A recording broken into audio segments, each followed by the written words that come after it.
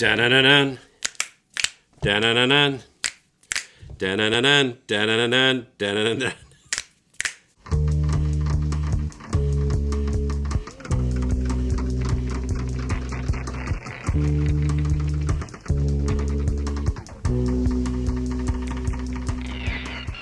There's no other way to start this episode but than doing that. I like how we just did that and we didn't even practice, rehearse, record it. Today on this episode of the Tiki Goth Club, we're going to talk about the Addams Family.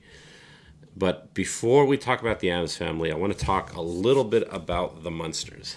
Which one did you like better, the Munsters or the Addams Family? The Munsters.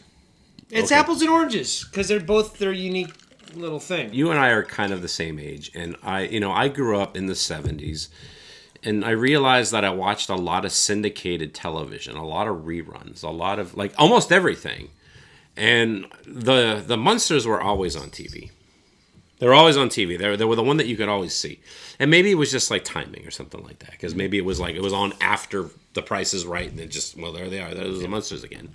But the Addams Family, for me, was, like, that was, like, the show that was, it'd be on, but you wouldn't know, like, oh, shit, the Addams Family's on. Yeah. Cool.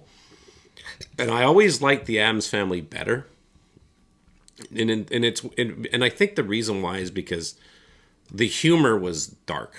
Oh yeah, well that's they had this real dark humor. And with the Munsters was more kind of like slapstick. Yeah, it was slapstick.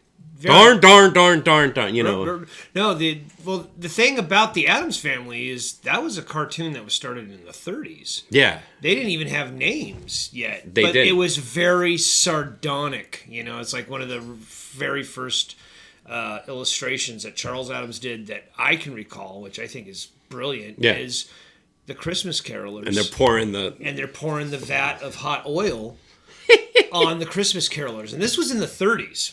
It's like that sets a tone. And, you know, it's timeless because that's kind of what I want to do with Christmas Carolers now. Yeah. I remember seeing, like, that comic strip, like that particular one. And it's like that sets the tone about what the Addams Family was, where it was like this black, essentially, I don't know, maybe the Addams Family was the birth of black comedy.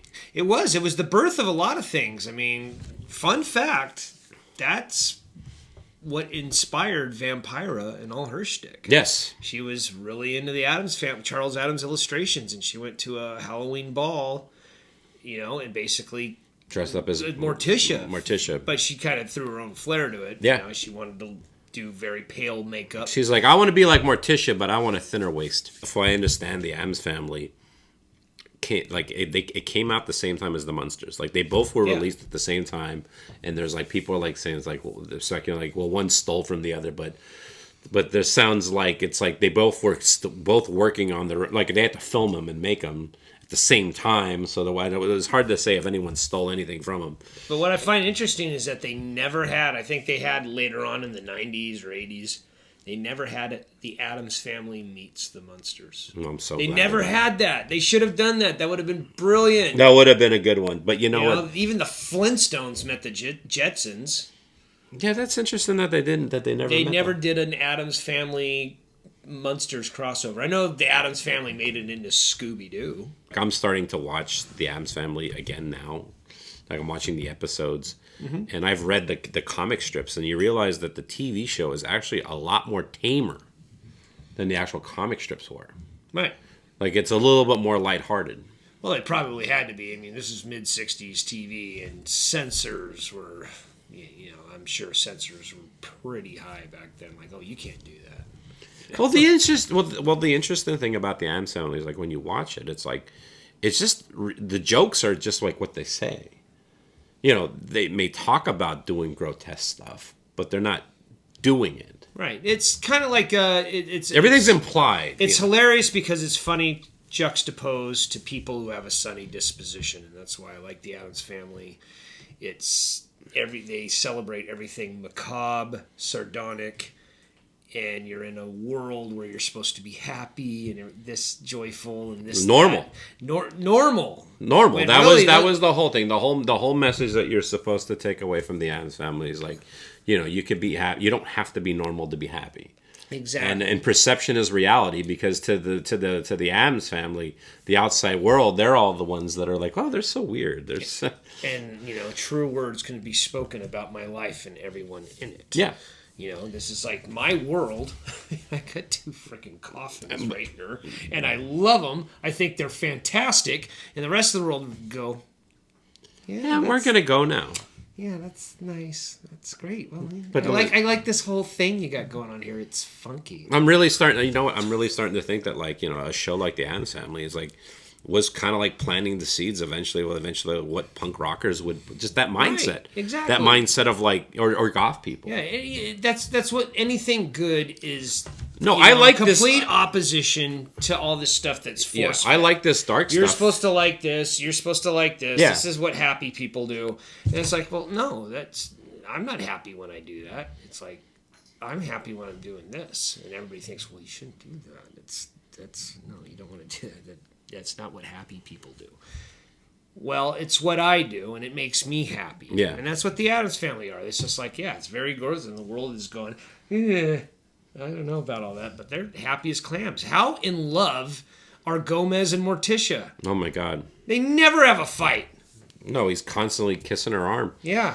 And she's constantly talking dirty to him. If there was anything that 30 years later. Doesn't happen in a normal marriage. Just don't get married then.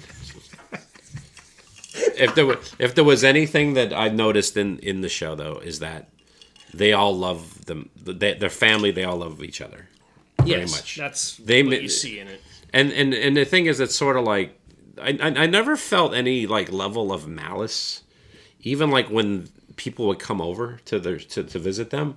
It was more like people were just shocked on their own by all this stuff. But I don't remember on the TV show of them ever doing anything cruel or vicious to anybody. No, it was just, they might put them in danger, but it's like it was like all in playful. fun, Yeah, and you even saw that in the later films. Like the second movie that starts out. They have a newborn baby. Well, we're Hubert. We're going to talk about the movies first, Right. but before we talk about the movies, I want to talk about Wednesday.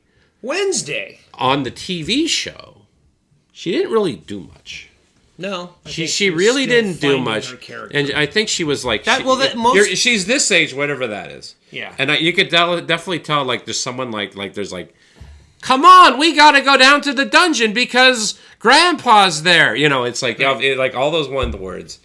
I think the most like she never really says anything crazy. In a lot of respects, she's just a realistic 10-year-old. She's just like because 10-year-olds don't. Is that all she's supposed to be? Like her and Pugsley, they're just kind of like Is kids. she the older? I think she's the older sister. I hope not, even though he seems older. Pugsley's a big boy. He is a big boy, but he always struck me as the younger brother. The Addams Family gets canceled. Literally it was 2 seasons. 2 seasons, but there is like 6. And they didn't do anything that hurt anybody's feelings. No, but there was canceled. But there was only. But that sounds like it's pretty common. Like the Munsters was the same. I think like you mentioned Batman. Like was there like 3 seasons? 3 seasons, but back then a season would be like 30 episodes. Right. I mean. And what it boils down to is like how many seasons can you actually watch that shit? After a while. And I like that there's something that only has 3 seasons because you can revisit it. And you don't have to binge watch for a month to get through like 10 seasons of something, Yeah. It's like 3 seasons and there's only so many episodes and they're great. And they're timeless and they're still wonderful. Yeah, and I guess like, going into the 70s and stuff like that, you're right. Like the Addams Family was on Scooby-Doo. I think there was some kind of reunion special that they had where they actually got all the Addams Family back together. Wednesday's now like a teenager, but no, maybe she's like 15 or 16 years old. It is what it is. But then the Addams Family movie comes out. That comes out in the early 90s, I want to say. That came out in like the fall of 91. And you want to talk about a game changer. And perfect casting. Yes, and they go back in the movies. They kind of go back to the original vein of the comic strips, where they are a little bit more crueler. They are.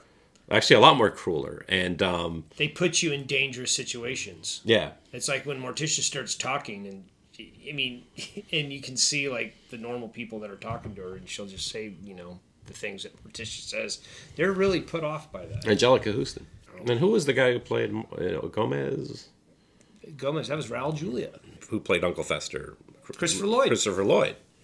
Doc Brown. Yeah, and they all kind of re-owned and reimagined the characters, and it's still the Addams Family. Yeah, it was perfect. But even Christina Ricci. Well, that's what I want to talk about. It was the biggest change, the biggest anything that I remember with the Addams Family was the character of Wednesday, because now she kind of almost becomes the main character of the movie. She is her mother's daughter.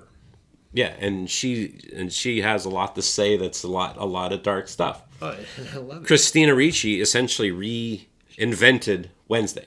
She took a character that was essentially like there. She really shined in the second film.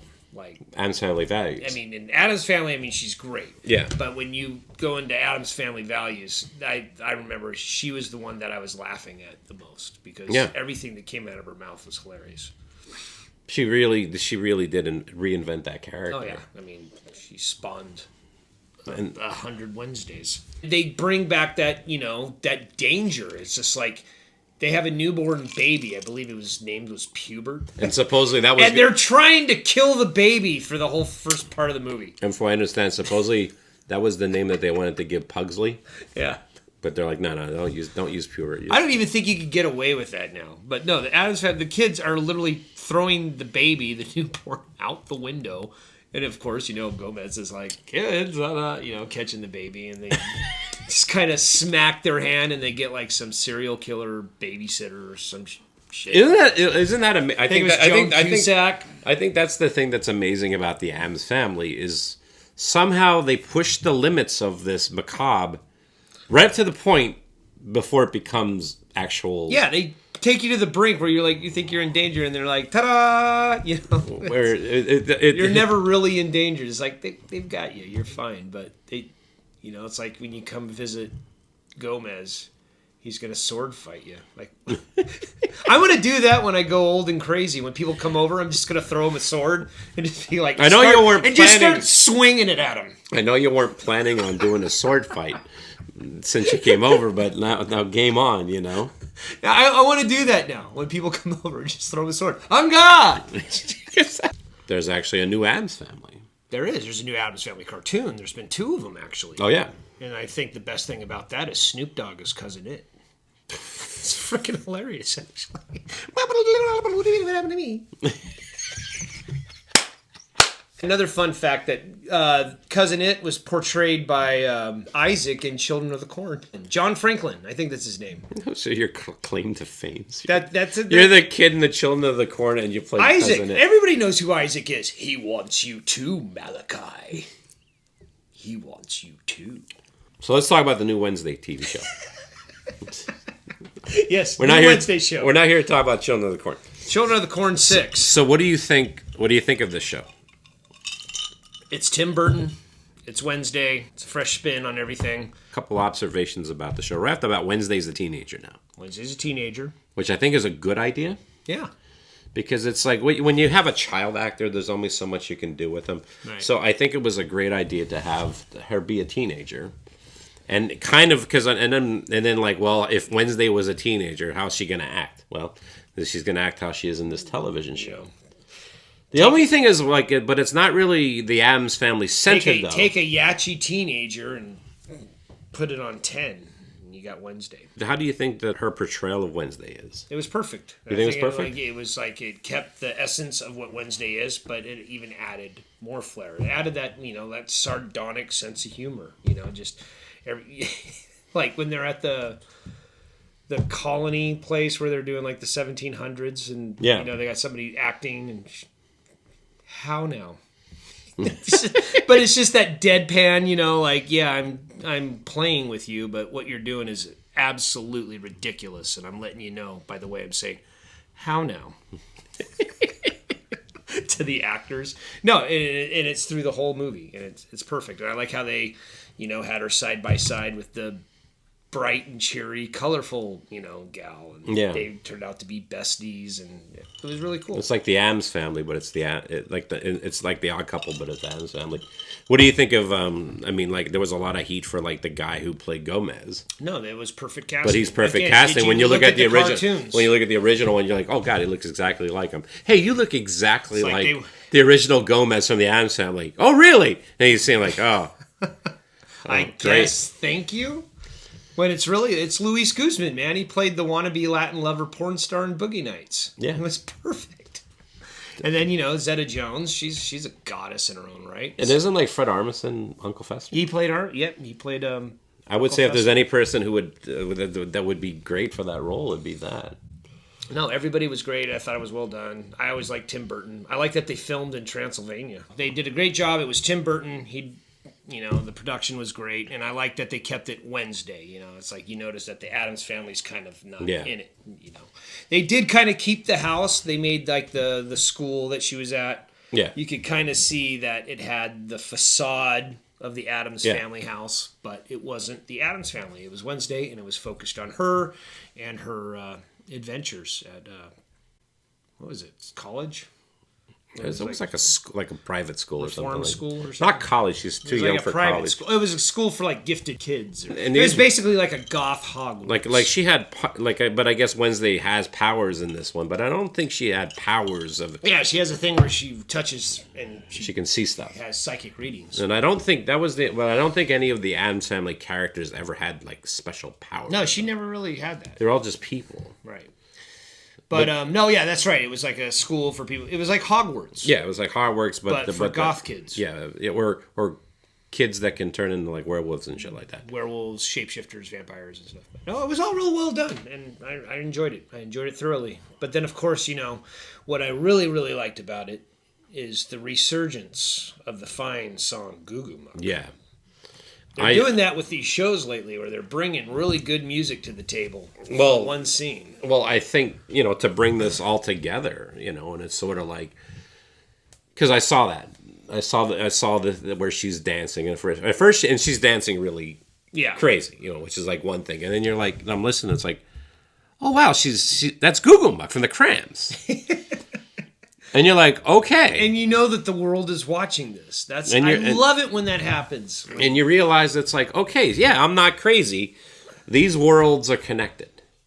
Yeah. And you have to think like, if there was... I always think about like the original goths, like the people like started like the goth movement like in the late 70s going into the 80s. Because there was a time before that happened. There had to have been seeds that had to be planted for these people to, someone like Peter Murphy to be like, I want to make dark music and stuff like that or whatever. And I really honestly think, you could say the Munsters, but I really honestly think if there was any TV show that single-handedly be like, oh, you want to be goth? Here you go. Yeah, the Addams Family. Yeah, they were like all the way to the 30s. Like this is what inspired Vampira, which inspired Elvira. But this was from the 30s, and this is when all that stuff was coming out. Like the German expressionism movies, like we've talked about the silent movies and all of that. That's where all that goth came from. It's pretty. And it's been this long road because it's been such a niche thing that only a cult group of people love. Yeah. So when you bring it to this mainstream, this forefront, I always think that's a really cool thing. They've been doing it a lot with a lot of shows. Do you think the TV show Wednesday is going to bring any kind of a goth revival of anything? Or I don't know if it's going to get that crazy, but it's definitely, people are listening to the Cramps now. That's good. And which is awesome. And it just recently happened with Stranger Things. They brought Master of Puppets. And, that Running Up a Hill, there's this young audience. Well, not even a young audience. It's a wide audience. I'm watching these shows and I see these songs and they're played and it's just like, yeah. And then they start trending and spiking because all these kids are like, hey, I like that song. You can get those kids to like that song if it wasn't on Wednesday. And you know how many cool songs I've played for my kids? And it's just like, listen to this. And it's just, you just see that 1,000-yard stare in their eye. They don't care. But you put it on Wednesday, then they're like, oh, that's the best thing that ever happened. Who's this band? The Cramps? I'll have to check them out. Yeah, that band I showed you last month, but you weren't listening to me. Yeah. Isn't it funny? What does that say when you're the parent and you're trying to get your children into the Cramps? Here, you should check out this cool band, the Cramps. No, I'm not into that, Dad. They're boring. And then they watch Wednesday because the hot little goth girl is dancing crazily to it, and then that gets their attention. But Dad, nah. You know what I wish? Dad doesn't know anything cool. You know what I wish that they would have, the song that they should have used? Can Your Pussy Do the Dog?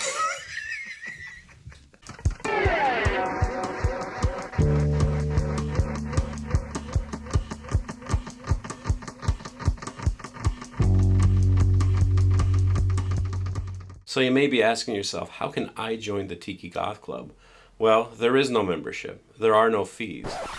Well, things have changed. For $15, you can become a member of the Tiki Goth Club. What does $15 get you? It gets you your own membership card with your own number. You also get a couple stickers and a pin. I also have shirts for sale. These are $20, $5 shipping and handling. If you're interested in any of this, go to my website, tikiwithray.com, and there's a tab that says Tiki Goth Club. Just click on that, and all the information you need is there.